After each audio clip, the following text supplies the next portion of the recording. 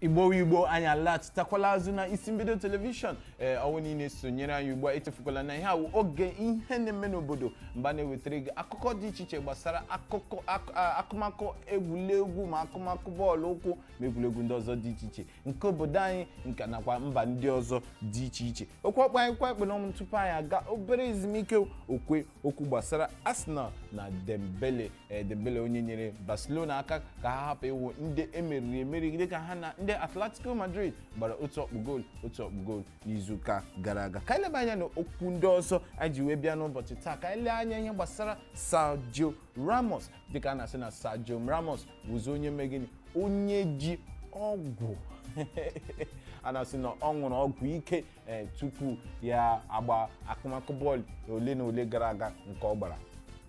Ya nwa amadi na-asịkwa na ihe ọbụla gbasara ọgwụ ike na onweghị ihe ọma na ọ na-aṅụ ọgwụ ike na ya agakwa na-aṅụ ọgwụ ike. Ịmana ihe gbasara ịwụ ha n'onye ama ama anya ga-anọ gị n'ahụ mgbe ọbụla ya wuru ndụmọdụ nye onye ọbụla nọ ya bụrụ na ịwụ onye ama ama ọfụma ị ga-eme gịnị ị ga-akpachara anya gị ọfụma na ihe ọbụla ị na-eme maka na anya na-ele gị maka na ugbu a asịla na Sergio Ramos wụzi onye na-eme gịnị aṅụ ọgwụ ike ọ bụ ike ya nwa amadi isi awawara ya chịrị ọgwụ sị ka ọ mee gịnị chinọnụ ka o wee eme ya wụrụ ya mana dịka o si wuru ọ nọ n'iwu FIFA na gịnị ị gaghị aṅụ ọgwụ ike tupu gịnị gị bido ihe a na-akpọ akụmakụ bọọlụ na ọ dịghị mma ọ ga-eme ya dịzie ka ị na-eme gịnị ị na-eleda ndị ọzọ anya onye ọbụla ṅụọ ọgwụ ike kụwa ya bụ akụmakụ bọọlụ o nwere ike onye ga-akụkọ ibe ya wuru ka o si wee dị maka na a sị na ihe mere gịnị ihe a mụrụ amụ ka ha eme gịnị ka ha gwọrọ agwọ ya wuru eziokwu. Igbo ka anyị lebakwa anya na ihe gbasara akụkọ egwuregwu nke obodo anyị. Obi dị m ụtọ igwu na ihe a maka na obi na-akpa m aṅụrị ka anyị bịa leba anya na ihe gbasara akụkọ egwuregwu n'obodo anyị dịka o si wee dị m na-asị na obi dị m mma ọfụma gbasara ọganiru nke obodo anyị Naịjirịa na-enwe na ihe gbasara African Cup of Nations nke a ga-agba n'afọ na-abịa abịa ya wụ obodo anyị Naịjirịa na ndị Super Eagles emekwala dịka ha si mee ya wee gaa Russia ya wuru ka o si wee dị na obodo anyị Naịjirịa na ndị Super Eagles ga-eso kụọ African Cup of Nations nke a ga-akụ n'afọ bịa abịa. Unu echefukwala na ndị Libya na ndị South Africa wozi ndị ọ dị na ha ịma ndị ga-eso anyị abịa.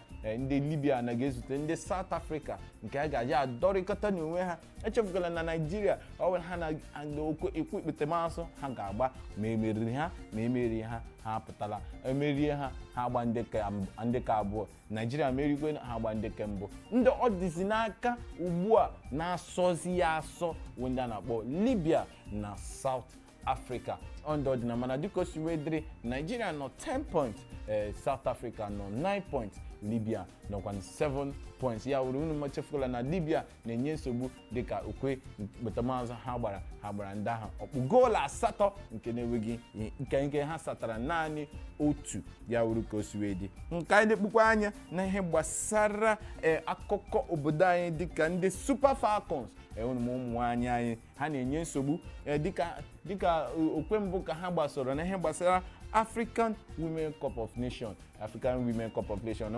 ama m n'owo ọtụtụ n'ime ya ama na ya na aka na-agba ya bụ akụmakụ bọọlụ ndị dịka Bafana bụ ndị ha na okwe mbụ ha na ndị Naịjirịa gbara ndị ụmụ nwaanyị anyị gbara ka emeriri ha mana iruozi n'ụbọchị taa ha ga-ezute ndị Equatorial Guinea na the semi-final.